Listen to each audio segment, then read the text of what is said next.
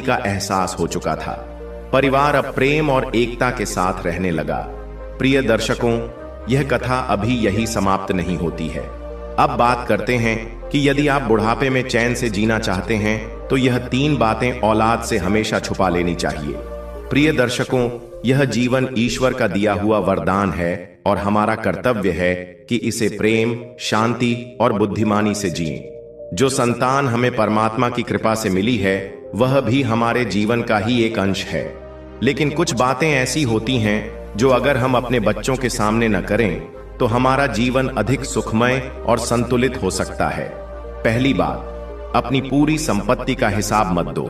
बेटा कितना भी अच्छा हो, लेकिन जब उसे यह पता चल जाता है कि पिता के पास अब देने के लिए कुछ नहीं बचा तो सम्मान में बदलाव आने लगता है।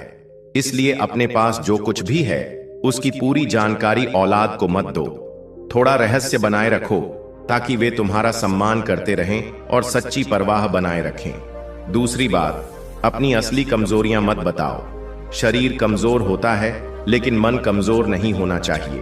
अगर तुम उन्हें बता दोगे कि अब तुम अकेले नहीं रह सकते या तुम्हें उनकी जरूरत है तो वे इसे बोझ समझ सकते हैं। हमेशा आत्मनिर्भर दिखो, चाहे हकीकत कुछ भी हो। तीसरी बात, अपने दुख और शिकायतें कम करो।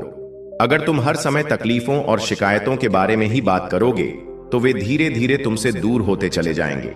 औलाद को यह महसूस ना होने दो कि तुम केवल दुखों का पिटारा हो।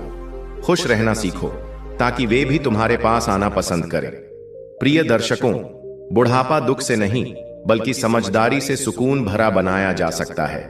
समय बदलता है पर बुद्धिमान वही है जो समय के साथ अपनी समझ को भी बदल ले। जीवन में रिश्ते प्यार और सम्मान से चलते हैं, लेकिन बुढ़ापे में आत्मनिर्भरता और समझदारी ही असली सुख की कुंजी है। जो व्यक्ति अपनी संपत्ति, अपनी कमजोरियां और अपने दुख संभाल कर रखता है वह बुढ़ापे में भी आदर और चैन से जी सकता है।